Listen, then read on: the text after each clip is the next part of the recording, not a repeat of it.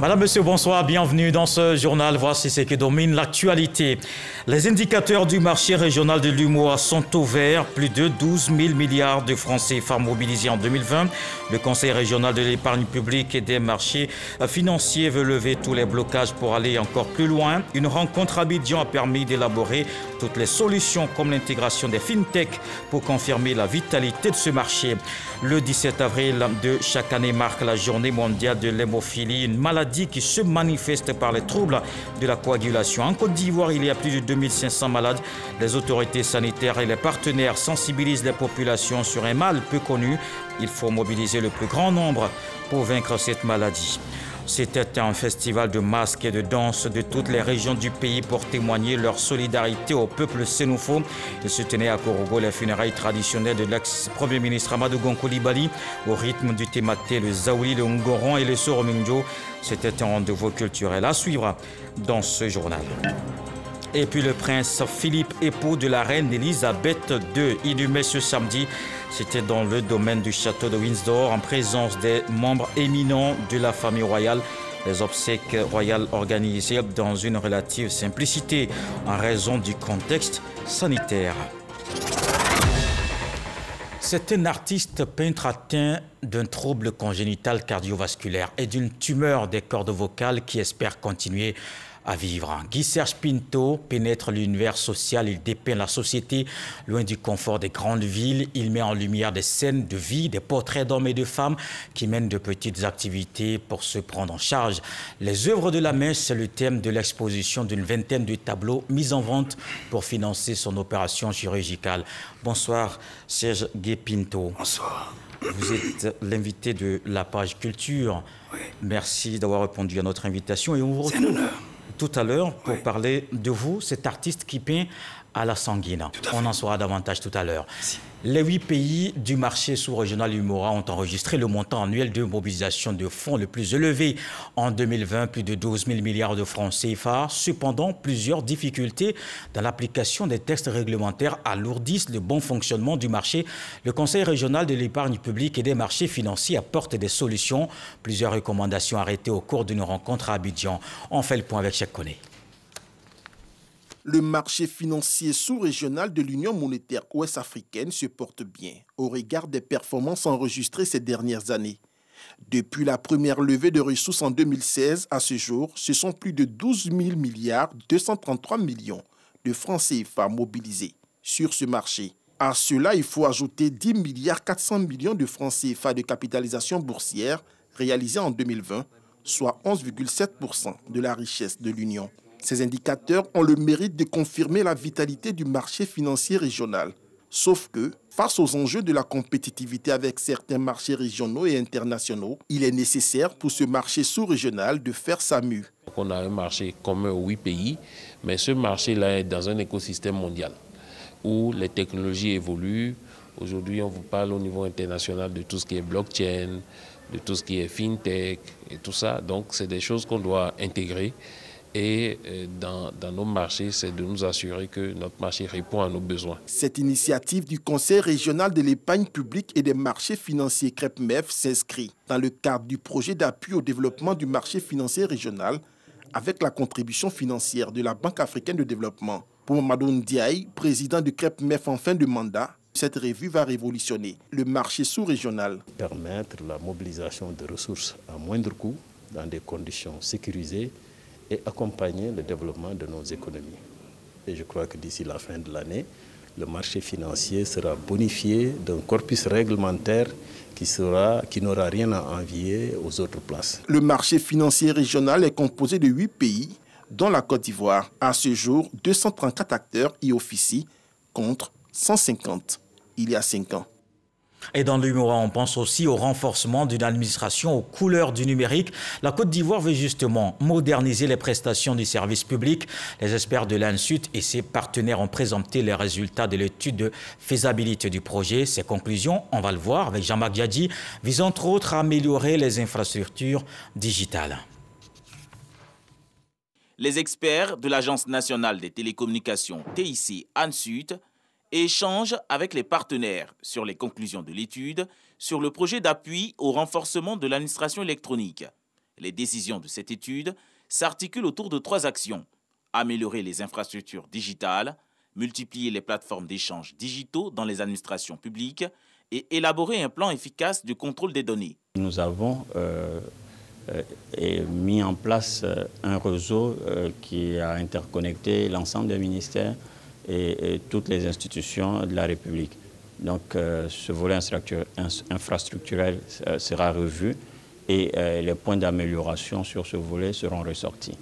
Le deuxième point de l'étude, c'est sur les usages. Parce qu'à la vérité, l'objectif principal, c'est vraiment l'utilisation, comme on le dit dans notre jargon, la consommation des services qui sont mis en ligne. Les résultats de ces travaux s'inscrivent dans un élan de transformation numérique de l'administration publique, selon le nouveau ministre de tutelle. L'enjeu principal, c'est l'utilisation effective du numérique dans l'administration. On voit aujourd'hui que le numérique est important, donc pour aller plus vite, pour réduire les distances, pour faire en sorte d'améliorer la gouvernance. Donc il est nécessaire qu'à l'instar de la société ivoirienne, l'administration de la République de Côte d'Ivoire ait une utilisation du numérique optimum, fasse en sorte que grâce à ceci, nous améliorons notre gestion et nous ayons des gains de productivité. Lancé en juin 2020, le projet d'appui au renforcement de l'administration électronique est à sa phase finale d'étude avant le financement par la Banque africaine de développement BAD. D'autres initiatives dans le domaine qui attendent un financement. Le ministère de l'économie numérique lance les études de faisabilité de 12 projets prioritaires. Ils sont inscrits au programme national de développement. Ces projets vont faciliter l'accès à Internet à tous, notamment dans les universités et grandes écoles. Lansine Bakayoko. D'après les spécialistes de l'économie numérique, les investisseurs et autres partenaires au développement n'apportent leur appui financier qu'aux projets arrivés à maturité. Cette approche implique donc la disponibilité des études de faisabilité. D'où ce vaste programme d'études de faisabilité de 12 projets qui se dérouleront en 4 phases. Ce choix se justifie par les besoins que manifeste le ministère de l'économie numérique, des télécommunications et de l'innovation, notamment l'État de Côte d'Ivoire en matière de technologie et de l'information. Il s'agit de projets de construction d'un centre de tri postal moderne aux standards internationaux, du projet de création des points d'accès Internet pour tous, du projet d'extension du déploiement des infrastructures Wi-Fi dans les universités et grandes écoles publiques et du projet de mise en place d'un réseau de télécommunications d'urgence. Il nous revient donc au niveau sectoriel de relever ce défi relatif au financement des projets, car nous n'avons pas intérêt à manquer le train de la 4e révolution industrielle qui est par l'excellence celle du numérique. Les résultats obtenus permettront de mobiliser les ressources financières substantielles nécessaires à l'élaboration d'une stratégie nationale de transformation numérique en Côte d'Ivoire. Objectif, créer des emplois de qualité et surtout accélérer la croissance du pays. Et pour créer des emplois et accélérer cette croissance, il faut compter avec cette nouvelle usine. Elle permet à la Côte d'Ivoire d'augmenter sa capacité de transformation des fruits d'environ 8000 tonnes par an. C'est une entreprise suisse inaugurée jeudi à Beaunois, un investissement de 3,2 milliards de francs CFA qui offre des opportunités aux producteurs d'ananas, de noix de coco de la localité. Le reportage de Dangui Dangui. Ginette est entrée dans cette usine de transformation de fruits, juste après l'obtention de son brevet de technicien supérieur. Un premier emploi qu'elle apprécie à sa juste valeur. Au départ, c'était difficile, comme tout début, mais qu'avec le temps, j'ai fini par m'adapter.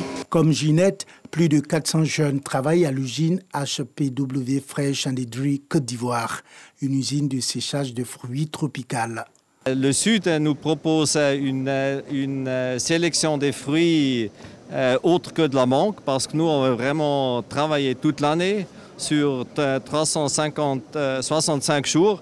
Et donc là, on a également les bananes, les noix de coco et les ananas. Donc ça, c'était le choix pour venir au sud de Côte d'Ivoire. L'administration n'a jamais le rythme du secteur privé. Donc on doit faire coïncider ces deux rythmes. Et parfois, il faut donner des coups d'accélérateur, il faut faire des coups de téléphone, etc. Mais globalement, on a une très bonne réponse et on essaye de s'accorder entre tous. On doit parfois aussi se mettre ensemble autour d'une table. Mais en général, ça fonctionne très bien et les conditions cadres ici sont bonnes. Donc les investisseurs suisses l'ont bien compris. Mise en service depuis juin 2020, l'inauguration officielle de cette usine a eu lieu ce jeudi et a mobilisé opérateurs économiques, chefs coutumiers et autorités. Face aux investisseurs, le ministre de la Promotion des investissements privés a souligné l'engagement du gouvernement à changer d'approche dans ses rapports avec les acteurs du secteur privé. Le paradigme change aujourd'hui. Le Premier ministre dit aujourd'hui l'administration est au service du secteur privé.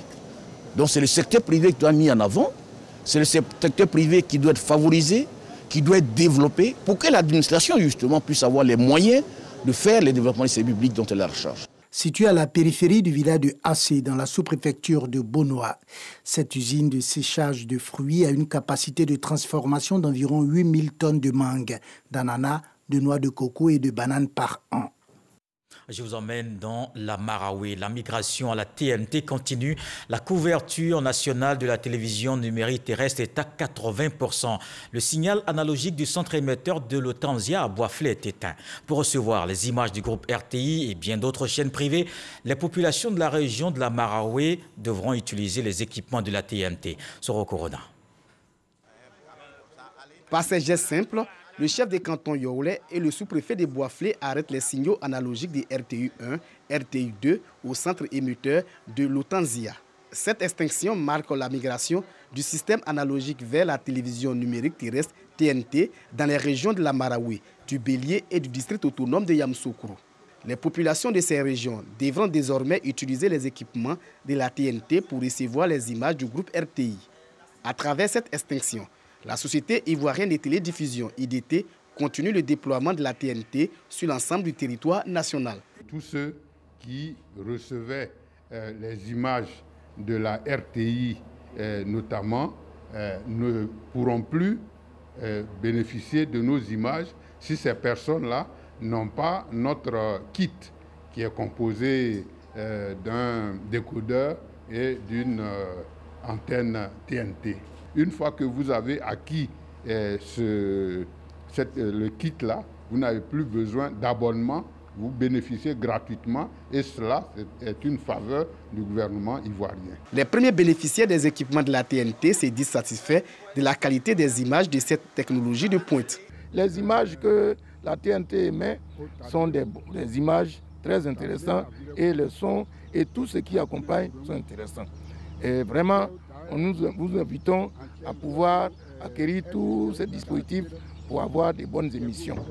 Le signal analogique du centre émetteur de Boisflé est le deuxième à être éteint après celui de Korogo. Après Boisflé, nous allons nous transporter ailleurs, notamment à Koumfao, pour procéder aussi à l'extinction, comme nous l'avons fait ici à Boisflé. Le taux de couverture nationale de la télévision numérique terrestre est estimé à 80%. La TNT permet de diffuser sur le même canal plusieurs chaînes, la plupart gratuites. Dans ce tour de l'actualité, on s'arrête également dans le centre du pays. Le général Alexandre Apalo Touré s'engage dans la lutte contre les accidents de la circulation. Il est en tournée nationale de sensibilisation à la sécurité routière. À Bouaké, le commandant supérieur de la gendarmerie nationale a engagé les transporteurs à être des exemples sur les routes. Des rencontres qu'on voit avec Kader Sogodogo. Selon les chiffres officiels, la Côte d'Ivoire enregistre 1 millier de morts chaque année sur les routes. L'Organisation mondiale de la santé, OMS, a dénombré en 2019 plus de 5000 morts sur les routes ivoiriennes. D'autant plus que 78% des morts sur les routes sont les populations vulnérables, dont bon nombre d'enfants. Principale cause des accidents de la route, l'excès de vitesse, la défaillance mécanique des véhicules, l'imprudence des automobilistes, la consommation d'excitants par certains chauffeurs.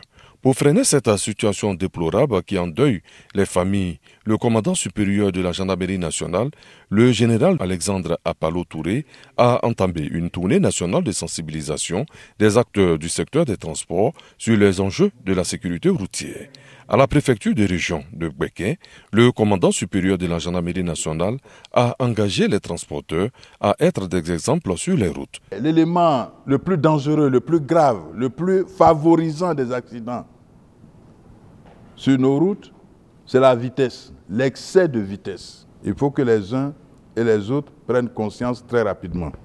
Au cours de ces échanges avec les transporteurs, le général Apalo Touré a insisté auprès des conducteurs de mototaxi sur le respect du code de la route, notamment le port obligatoire des casques pour sauver des vies humaines. Vous avez 2 semaines. À compter de l'instant où je parle, vous avez 2 semaines. Après 2 semaines, si tu n'as pas de casque, il faut garer ta moto. Cette initiative du commandant supérieur de la gendarmerie nationale est saluée par les responsables et acteurs du transport. Nous, les transporteurs, ce qui nous concerne, on va l'accompagner pour qu'on puisse travailler dans, en tout cas, la sécurité. Nous allons, avec eux, coordonner donc les actions et que l'image donc de la mobilité au niveau donc du Boaké puisse changer. Pour la période de la fête pascale, la Côte d'Ivoire a enregistré plusieurs dizaines de morts sur des routes. Ces initiatives sont donc prises pour mettre fin à l'hémorragie. Le 17 avril de chaque année marque la journée mondiale de l'hémophilie. C'est une maladie qui se manifeste par les troubles de la coagulation. En Côte d'Ivoire, il y a plus de 2500 malades. Les autorités sanitaires et les partenaires sensibilisent les populations sur un mal peu connu. Ils célèbrent les acquis de la lutte et mobilisent le plus grand nombre pour vaincre cette maladie. Patricia Omouetia. Maladie héréditaire du sang, l'hémophilie est due à la diminution ou à l'absence dans le sang d'un facteur de la coagulation, ce qui provoque de fréquentes hémorragies principalement localisées dans les articulations et les muscles. Pour les arrêter, voire prévenir ces saignements, les traitements actuels administrés directement par voie intraveineuse apportent le facteur de la coagulation qui fait défaut. La Fédération mondiale continue de nous envoyer gratuitement les produits nécessaires à la prise en charge. Récemment, l'État de Côte d'Ivoire a signé un accord avec un laboratoire pour mettre à notre disposition le dernier médicament que la science vient de découvrir pour prendre en charge les malades. Selon l'ONG internationale Hémophilie et autres maladies du sang, on estime en Côte d'Ivoire à plus de 2500 le nombre de personnes affectées par la maladie. Cette relative rareté fait de l'hémophilie une maladie peu connue du grand public et contribue à isoler davantage les patients qui en souffrent. Ça part de 4 ans, on a vu que le premier était hémophile. Le saignement, ça peut être sous la peau. Il y a des saignements qui sortent et ça coule seulement.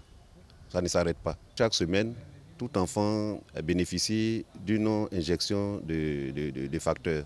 Cette année, l'accent est mis sur le thème « S'adapter aux changements, perdurer la prise en charge dans un nouveau monde ». La prévalence nous fait savoir que sur une population de 10 000 habitants, il y a au moins une personne qui est malade de l'hémophilie. Et vous voyez la population ivoirienne qui fait plus de 25 millions d'habitants, alors on devrait se retrouver avec plus de 2500 patients hémophiles. Malheureusement, nous n'avons dans nos registres qu'environ 120 personnes que nous reconnaissons et que nous prenons en charge. Depuis 1989, la Journée mondiale de l'hémophilie est le jour où l'ensemble de la communauté concernée par les troubles de la coagulation se réunit pour célébrer les progrès constants dans les traitements, tout en sensibilisant le grand public et en attirant son attention sur les questions liées à l'offre de soins. Il faut aussi rester mobilisé pour arriver à bout de la Covid-19. La pandémie n'est pas encore terminée. On fait le point de la journée.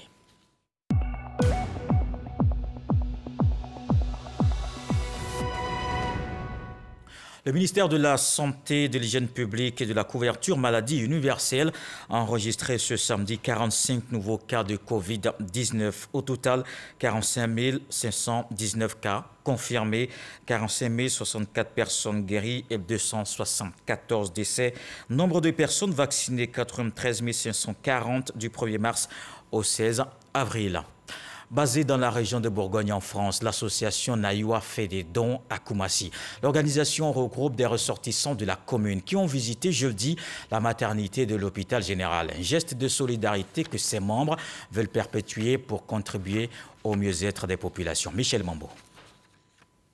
Hôpital général de Koumassi. Atmosphère empreinte d'émotion à la maternité, l'association Naïwa apporte du baume au cœur des nouvelles mamans. Après plusieurs heures de travail pour la plupart, elles sont toutes heureuses de recevoir des dons. Merci beaucoup à l'association Naïwa. Que Dieu vous bénisse. Vraiment, merci beaucoup. Je suis contente pour le cadeau. Des kits sanitaires pour donc soulager un tant soit peu ces nourrices, et le choix de l'hôpital général de Koumassi n'est pas fortuit. Selon la représentante de l'association Naïwa, il s'agit d'un retour aux sources. Nous nous sommes, par pur hasard, retrouvés tous en France, dans la même région. La plupart de nos membres sont nés dans cette maternité. On s'est dit, mais pourquoi, pour une première activité, pourquoi ne pas commencer par notre quartier, notre commune? Et voilà pourquoi nous menons cette action aujourd'hui. Et l'action est fort appréciée. Je voudrais très sincèrement louer cette noble initiative, parce que nous avons beaucoup de parents qui vivent en Europe et qui ne pensent pas à ceux qui sont en Afrique. Choisir une maternité, c'est encore des initiatives fortement louables. C'est d'autant plus qu'il y a des femmes qui sont nées dans cet hôpital et qui ont encore accouché. Donc leurs petits-enfants sont nés dans cet hôpital. C'est beaucoup d'émotions. Avec à sa tête Jean-Camille Brousset, l'association Naïwa entendait les enfants de la même mère en langue BT, créée en 2015 et basée en France. Elle œuvre dans le social et l'éducation et entend axer ses actions sur la Côte d'Ivoire. Prochaine escale donc, la Caritas de Koumassi, Prodomo. Dans le reste de l'actualité, au Royaume-Uni, le prince Philippe, époux de la reine Elisabeth II, inhumé ce samedi après une cérémonie tenue en comité restreint. C'était dans le domaine du château de Windsor, en présence des membres éminents de la famille royale, parmi lesquels les princes Charles, William et Harry. Retransmises à la télévision, les obsèques royales ont été organisées dans une relative simplicité en raison du contexte sanitaire. Le cercueil du prince Philippe a été descendu dans le caveau royal de la chapelle Saint-Georges. Et la Côte d'Ivoire continue de pleurer. Ahmed Bakayoko, les populations de Bregbo, village situé dans la commune de Benjerville, ont témoigné à la famille Bakayoko leur soutien et compassion. Walter Amadou Ouattara. En 2017, le village de Bregbo, situé à 9 km de Benjerville, souffrait de crise foncière et de succession au niveau de la chefferie traditionnelle. Ahmed Bakayoko, ministre d'État, ministre de l'Intérieur et de la Sécurité à cette époque, avait réussi à dénouer la situation. Un acte qui a marqué le village. Il a adopté le défunt Premier ministre. Ahmed Bakayoko appartenait à la famille Tano Bogui Félix, chef de village sortant. À l'annonce de la disparition de leur bienfaiteur, les populations se sont senties très affligées. C'est donc un hommage à la dimension des liens selon les rituels Achan qui a été organisé pour traduire non seulement la reconnaissance de Bregbo à l'illustre disparu, mais également témoigner à la famille Bakayoko soutien et compassion. Bregbo ne pouvait être en marge de cette situation que vit la Côte d'Ivoire. Il était pour nous opportun de montrer à toute la Côte d'Ivoire qu'on peut être du centre, du sud, de l'est et de l'ouest en étant ivoirien. Bregbo vient par cet acte-là montrer à la Côte d'Ivoire qu'on peut vivre ensemble. Ahmed Bakayoko nous a appris à vivre ensemble. Il a prôné la paix et nous ne faisons que rappeler à tout le monde qu'il est possible de le faire. La preuve en est, les Hachans, peuple du Sud, sont en train de faire les funérailles d'un frère du Nord. Zoumana Bakayoko, frère aîné du défunt Premier ministre, a exprimé la gratitude de la famille Bakayoko. Ndjamo Mobio, nom Hachan d'Ahmed Bakayoko, restera gravé à jamais dans le cœur des populations de Bregbo. Ici, l'Étoile d'État avait contribué à la réalisation de plusieurs projets, entre autres le centre de santé et l'adduction en eau potable. Et comme c'est le cas tous les samedis soirs, voici votre rendez-vous avec la culture.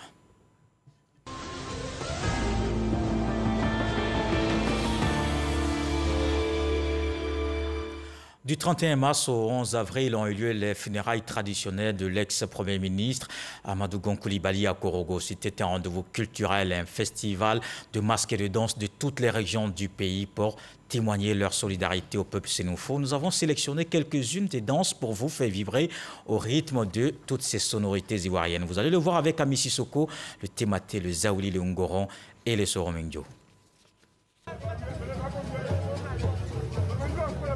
2 semaines de compassion, de fraternité dans la pure tradition du Poro. Un rendez-vous culturel pour accompagner l'ex-chef du gouvernement, Amadou Gon Coulibaly, à entrer dans la félicité de ses ancêtres.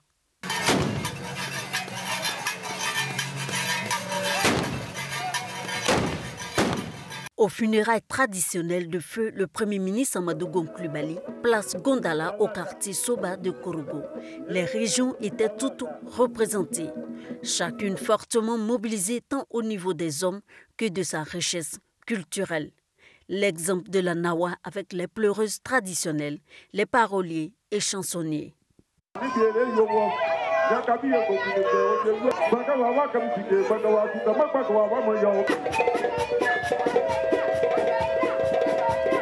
Du nord au sud, en passant par l'ouest et l'est, tous ont marqué leur solidarité au peuple sénoufo. Cet hommage traditionnel a été marqué par des rites et danses qui ne s'exécutent qu'à de grandes occasions.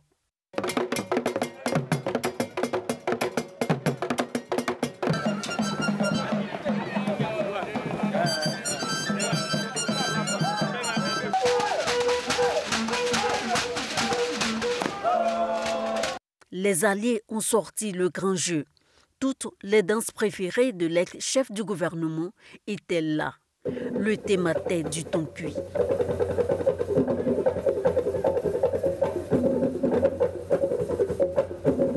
Le ministre Gon Coulibaly qui affectionnait cette danse.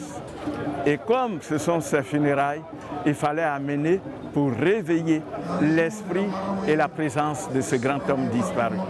La Nimouniam et le Boré du district du Zanzan et bien d'autres sont venus nettoyer le chemin qui conduit le défunt dans le monde de ses ancêtres.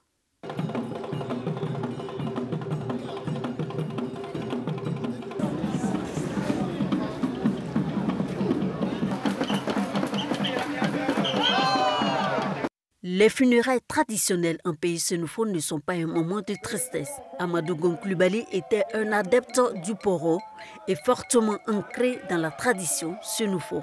On rend hommage au défunt en l'accompagnant auprès de ses ancêtres dans la Legresse, d'où l'importance des chants et danses de réjouissance dans cette deuxième partie. La première étant essentiellement réservée aux seuls initiés. Amadou Gon Coulibaly.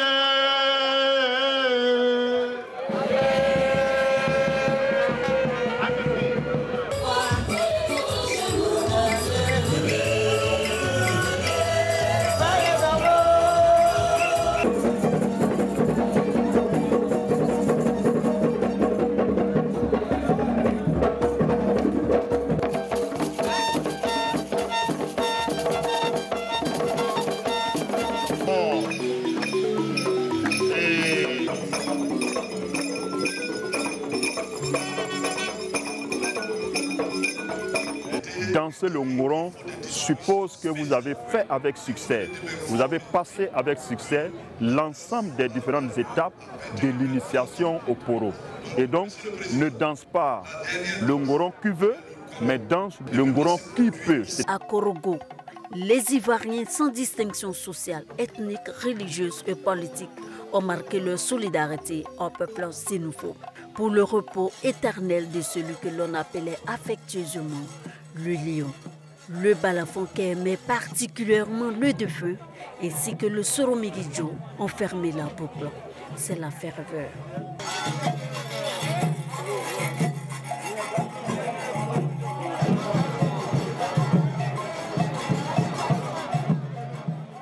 On reste dans le nord du pays. On a vibré au rythme du Djegele Festival dans la Bagoué.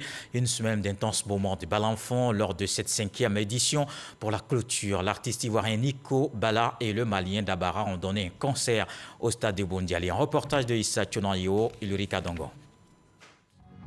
Boundiali, stade municipal. Il est 21h. Rideau sur la 5e édition du Festival Djegele, Festival international du balafon. L'artiste ivoirien est professeur de musique à l'INSAC, Institut national supérieur des arts et de l'action culturelle. Nico Bala, avec son balafon chromatique, interprète des classiques ivoiriens et des chansons d'artistes en vogue de la nouvelle génération.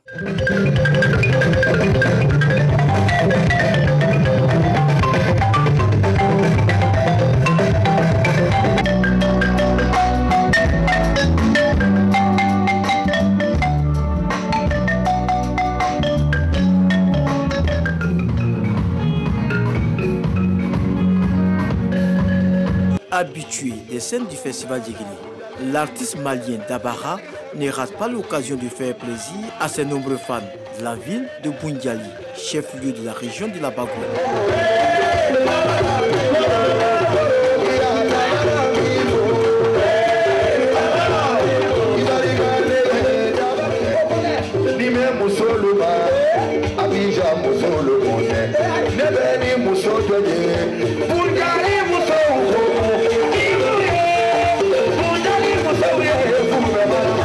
En dépit de quelques difficultés dues au coronavirus, le festival Djegele a pu être organisé cette année. De quoi réjouir l'initiateur. Nous sommes heureux vraiment que les choses se poursuivent comme ça, dans l'harmonie et la cohésion sociale. Le premier jour, nous avons quelques petits soucis, mais le public est resté calme. Nous allons commencer à préparer dès maintenant la 6e édition. Mieux structurer le festival au sein de son siège. La région de la Bagoué, c'est une région aujourd'hui qui commence à se mettre en mouvement dans cet élan de cohésion sociale que prône le président de la République, son Excellence Alassane Ouattara. Aujourd'hui, vous constatez avec moi que cet événement-là a réuni tous les enfants de la région de la Bagoué. Venu du Sénégal, le directeur général du Grand Théâtre National de Dakar affirme que le festival Djegele est une opportunité pour renforcer le dialogue culturel sous-régional à travers le balafon. On ne regrette pas, nous en tant qu'institution Grand Théâtre National de Doudia et Kumbarose, de venir voir ce qui se passe au niveau du Côte d'Ivoire et au niveau de Boundiali. Nous sommes très satisfaits de ce que nous avons vu ici. Nous sommes en train de voir maintenant quelle collaboration allons-nous faire avec M. Dodo Koné pour permettre donc aux artistes qui jouent au balafon au niveau du Sénégal puissent venir se produire au prochain festival. Concours de balafon et de danse, concerts et conférences sont les activités qui ont marqué cette 5e édition du Festival Djegele, Festival international du balafon à Boundiali, du 3 au 10 avril dernier. Vive donc la 6e édition du Djegele Festival. On retrouve notre invité de la page culture, Guissèche Pinto, un peintre. Ces tableaux nous plongent dans le quotidien qu'on ignore ou qu'on néglige, qu'on ne fait pas toujours attention. Les œuvres de la main, thème de votre collection de tableaux, c'est un hommage à ces hommes et à ces femmes qui font ces petits métiers. Tout à fait. Merci déjà pour l'occasion que vous me donnez de pouvoir parler de Pinto et son compagnon de lutte, qui est la sanguine que j'ai menée avec moi ici. Effectivement, mes œuvres parlent des sans-voix, des anonymes, de la rue. Et c'est toute une richesse qu'on voit en fait. Et ces personnes qui travaillent au quotidien, c'est à peine si nous les considérons. Et moi, je fais de ce sujet mon cheval de bataille. Donc je transpose ces actions, ces scènes dans mes œuvres d'art. Voilà. Donc on vous sent vraiment très proche des plus faibles. Est-ce qu'on peut vous considérer, Pinto, comme un artiste peintre engagé? Bon, le mot engagé est un peu fort, mais c'est une façon moins de sensibiliser. Parce que c'est quand même important. Vous voyez, les gens se battent au quotidien. Ils n'ont pas un salaire considérable. Je veux dire, quand on va vers eux, par exemple, pour la vendeuse d'orange, une vendeuse d'orange qui vous vend son orange à 100 francs. Quand vous l'achetez, mais ça ne vous coûte rien du tout d'ajouter à ce 100 francs un 200 ou même un 300. Juste une façon de valoriser cette dame. Vous voyez, vous accordez à cette personne de la joie et de la vie. Et moi, c'est ce que je fais, d'une manière avec mes sanguines. Oui, en dehors de la peinture, est-ce que c'est ce que vous pratiquez vous-même? Je le fais au quotidien, je le fais. Pour la petite histoire, quand je vais par exemple au lavage, je paye... Au lavage auto? Bien sûr. D'accord. Je paye la somme initiale, mais je m'occupe de celui qui a lavé ma voiture. C'est systématique. D'accord. Alors, les œuvres de la main, pour rendre donc hommage à toutes ces personnes qui exercent ces petits métiers et qui vivent évidemment de cela, l'artiste donc nous présente ces 12 tableaux qui sont aussi l'expression de ses espérances. On fait le résumé avec Franck Quadio. Mettre son art au service de sa propre rédemption. Tant que je respire, j'espère. La lutte pour la vie et l'espérance au bout du crayon, c'est le quotidien de cet artiste Serge Guy Pinto qui peint pour survivre. Et ce n'est pas qu'une vue de style, c'est une question qui porte réalisme et vitalité. Serge Guy Pinto, marié et père de 3 enfants, est atteint d'un trouble congénital cardiovasculaire et d'une tumeur des cordes vocales qui en altère le timbre. Et ce qu'il ne parvient pas à exprimer verbalement, il l'exprime par les doigts, à travers la texture sanguine. Dans cette toile, il transpose sa persévérance et sa foi. 12 tableaux donc à la sanguine, qui, notons-le, est cet art ou cette technique antique qui, avec le crayon, accentue les contours sur fond ocre. Des tableaux donc bientôt mis en vente à travers une exposition. Serge Guy Pinto utilisera les bénéfices de cette vente pour se faire opérer. C'est là toute l'humanité de l'art. Tant que je vis, je respire. Pinto peint, doux pléonasme. Pinto peint des émotions non feintes. Ces sanguines accentuent encore leur teinte de braise, comme pour sourire durablement à l'envie, à la vie. Alors, il est bon de préciser, chers téléspectateurs, que Pinto souffre d'une tumeur des cordes vocales, ce qui explique évidemment que... Cette faiblesse au niveau de la voix. Cette faiblesse au niveau de la voix. Alors, quand on regarde de façon générale les tableaux, on est plutôt sublimé par le beau, le talent de l'artiste, et on s'intéresse moins aux messages qu'il n'y a pas derrière. Souvent, ce sont des messages très tristes.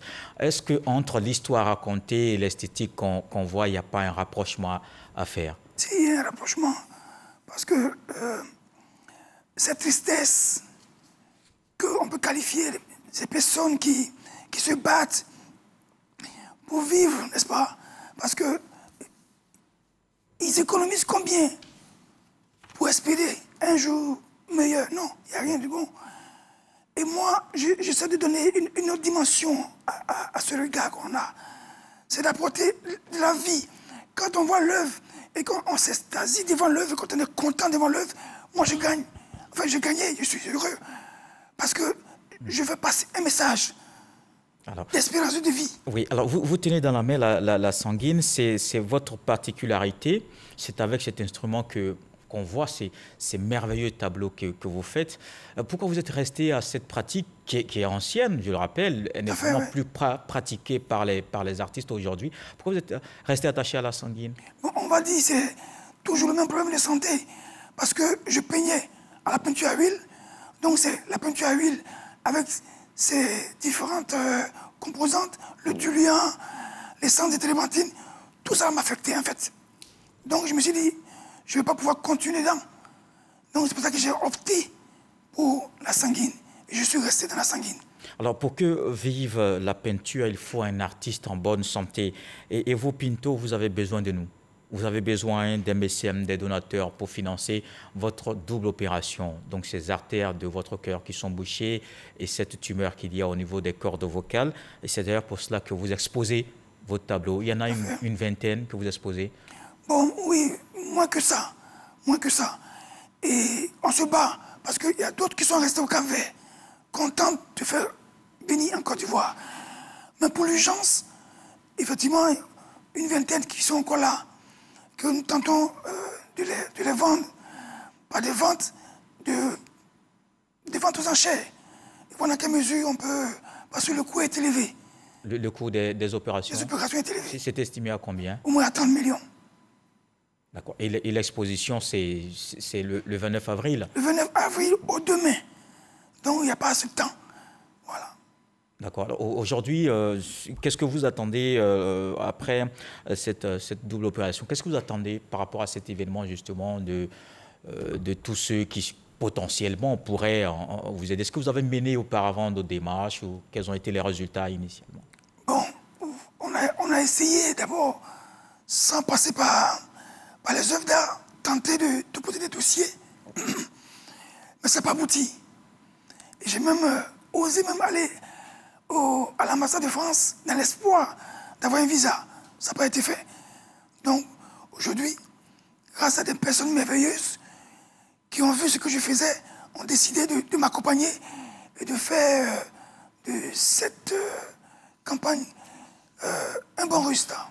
Ouais, et de faire de cette histoire, de ce talent que vous représentez, une belle continuité. Comme vous le dites vous-même, tant que vous respirez, vous vivez. Alors, il y a un dernier message à tous ces potentiels donateurs, à ces mécènes, à ces acheteurs qui seront là le 29. Vous écoute.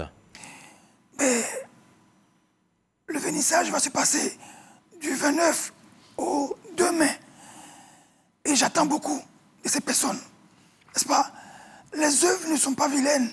Elles sont, comme vous l'avez dit, elles sont belles. Et j'aimerais que chacun de nous achète l'œuvre. Non pas pour me faire plaisir, mais m'aider à pouvoir obtenir ma guérison. Voilà. Merci. Merci Guy-Serge Pinto, artiste, peintre invité de la page culture. Merci d'être passé. Guy-Serge Pinto nous invite à ce pari humain. Contempler et acheter ses tableaux pour financer sa double opération pour que l'artiste continue de vivre. Rendez-vous donc le 29 avril pour ce vernissage indispensable à sa vie. Et le sage nous apprend justement que la poule qui fouille toujours le sol ne dort jamais affamée. Voilà qui met un terme à ce journal. Merci de l'avoir suivi. De le vouloir, on se retrouve demain.